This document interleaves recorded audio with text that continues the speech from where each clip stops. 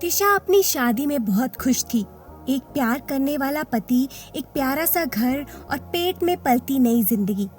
उसे लगता था कि उसकी दुनिया अब पूरी हो चुकी है। लेकिन एक दिन तिशा की अपनी सगी माँ ने क्रिश को कुछ ऐसा कहा कि उसने अपनी ही प्रेग्नेंट पत्नी को घर से बाहर निकाल दिया।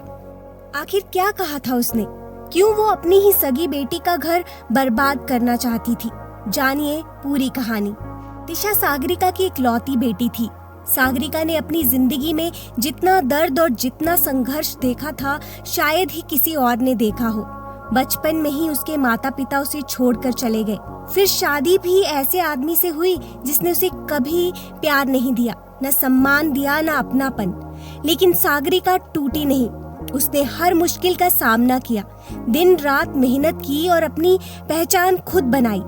आज उसके पास एक अच्छी नौकरी थी, एक सलीके भरी जिंदगी थी और सबसे बड़ी खुशी उसकी बेटी तिशा। तिशा ही उसकी पूरी दुनिया थी।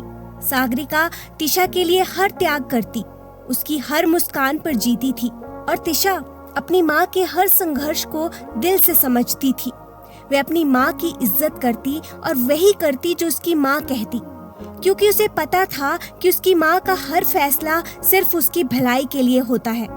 लेकिन जैसे जैसे तिशा बड़ी होती गई, उसकी माँ का उसकी जिंदगी पर कंट्रोल भी बढ़ता गया। सागरिका हर बात में फैसला खुद लेती, कौन से कपड़े पहनने हैं, कहाँ जाना है, किससे बात करनी है, सब कुछ। तिशा जानती थी कि उसकी माँ ने अपनी जिंदगी में बहुत दर्द झेला है, इसीलिए वह उसे कभी मना नहीं कर पाती थी। उसे लगता था माँ जो भी कहती है मेरे भले के लिए ही कहती है और कहीं न कहीं वह अपनी माँ को दुखी भी नहीं देखना चाहती थी। तिशा ने कभी कुछ अपनी पसंद से नहीं किया।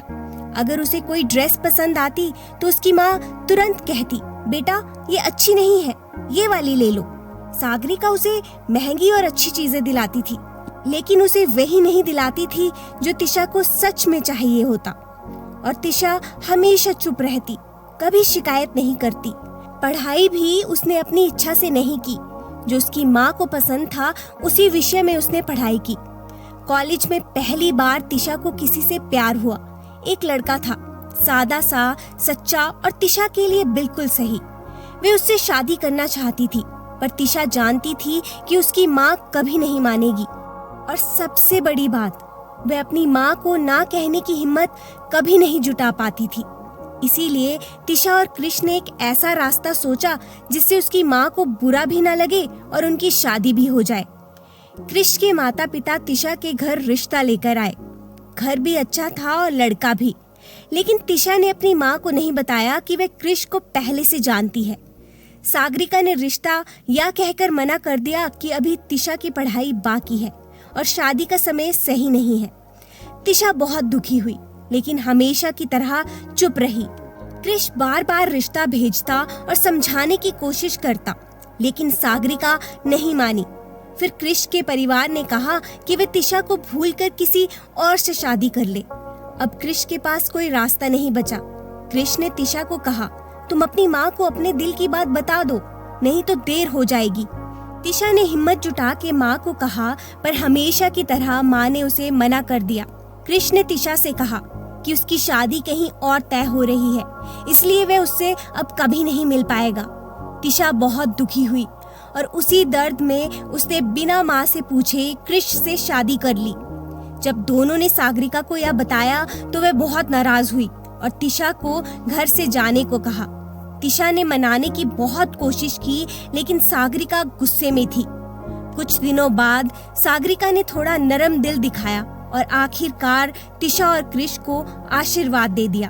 क्रिश काम के लिए बाहर जाने वाला था, इसीलिए सागरिका ने कहा कि तिशा कुछ दिन उसके साथ रहे, वह उसका ध्यान रखेगी। इसी बीच तिशा का बचपन का दोस्त वरुण इंडिया लौट आया। वरुण अक्सर तिशा को मिलता और कभी कभी उनके घर भी आता। सागरिका उन दोनों की हंसी मजाक, बातें और छोटे छोटे पल कैमरे में कैद करती रहती और क्रिश को भेज देती, पर तिशा को इसका बिल्कुल पता नहीं था। हाँ, तिशा को इतना जरूर अजीब लगता था कि उसकी माँ वरुण और तिशा की इतनी सारी तस्वीरें क्यों खींचती है।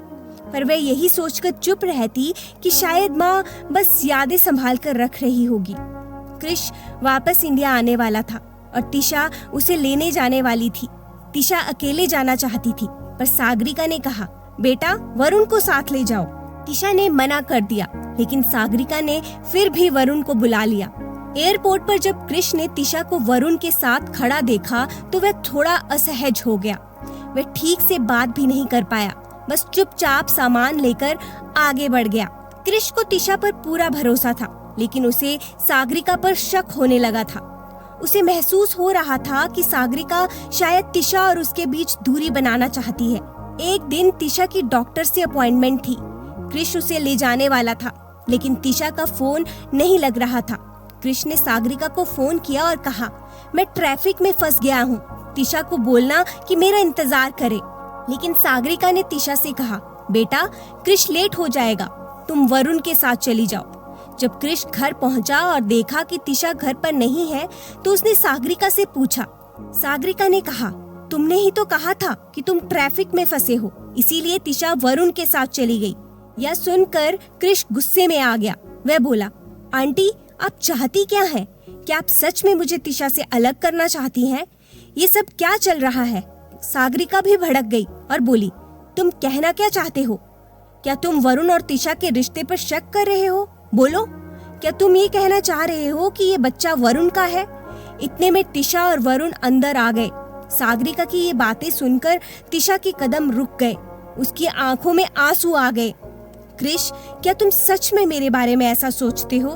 तिशा रोते हुए बोली, जबकि क्रिश ने ऐसा एक शब्द भी नहीं कहा था। गलत फहमी तो सागरिका ने ही पैदा की थी। तिशा गुस्से और दर्द में आ गई। उसने कहा, क्रिश कृपया यहाँ से चले जाओ। सागरिका ने तुरंत आग में घी डाला। हाँ बेटा, ऐसे आदमी के साथ रहने की कोई जरूरत नहीं, ये तुम्हारे लायक ही नहीं है। सागरिका अंदर ही अंदर खुश थी। वे चाहती थी कि तिशा और क्रिश जल्दी से अलग हो जाएं, क्योंकि तिशा को किसी के साथ बांटना उसे कभी मंजूर ही नहीं था। उसे लगता था कि शादी के बाद तिशा उससे दूर हो गई है, और यही सोच उसके दिल में जहर बनकर भर चुकी थी। इसी लगातार तनाव, झगड़ों और गलत फहमियों के बीच तिशा का मिसकैरेज हो गया। वह पूरी तरह टूट गई, शारीरिक रूप से भी और दिल से भी। तिशा बहुत बीमार रहने लगी थी। क्रिश से अलग होकर वह बिल्कुल टूट गई थी। न वह ठीक से खा पाती, न किसी से बात करती और ना ही मुस्कुराती। अपनी बेटी की ये हालत देखकर सागरिका को आखिर समझ आने लगा कि तिशा और क्रिश को अलग करके उसने कितनी बड़ी गलती की है। उसे एहसास हुआ कि उसने अपनी ही बेटी की जिंदगी बर्बाद कर दी। एक दिन भारी मन से वे क्रिश के पास गई और सारी सच्चाई बता दी। क्रिश ने दर्द भरे स्वर में कहा, आपने मुझे नहीं, तिशा को सजा दी है। फिर क्रिश और सागरिका तिशा के पास गए। माँ बोली, मैं तुम्हें कुछ बताना चाहती हूँ तिशा। तिशा धीमी आवाज में बोली, माँ मैं सब जानती थी। मैंने आपके फोन में वो सारी तस्वीरें देख ली थी, लेकिन मैं चाहती थी कि आप खुद सच स्वीकार करें। यह सुनकर सागरिका फूट फूट कर रो पड़ी।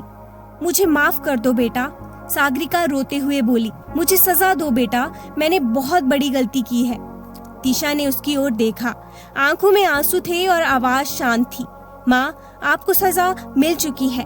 मुझे दुखी देखकर आप हर पल जलती रहीं और यही आपकी सबसे बड़ी सजा थी, लेकिन मैंने आपको माफ कर दिया है माँ। सागरिका जोर जोर से रोने लगी।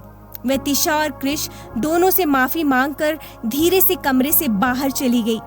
कमरे में सिर्फ तिशा और क्रिश रह गए। क्रिश ने तिशा को अपने सीने से लगा लिया। पहली बार इतने दिनों बाद दोनों ने सुकून की सांस ली। क्रिश ने फुसफुसाकर कहा, अब हमारी जिंदगी में बस प्यार ही होगा, कोई गलत फहमी नहीं। तिशा ने सिर हिलाया। उसकी आंखों में फिर से चमक लौट आई थी। और दूसरी तरफ सागरिका भी समझ चुकी थी, प्यार किसी को कंट्रोल करने से नहीं, बल्कि उनकी खुशियों में खुश होने से पूरा होता है। दोस्तों, ये कहानी यहीं तक थी। अगर आपको ये कहानी पसंद आई हो तो लाइक, शेयर, सब्सक्राइब जरूर कीजिएगा और कमेंट बॉक्स पे ये लिख के जरूर बताइएगा कि आपको ये कहानी कैसी लगी।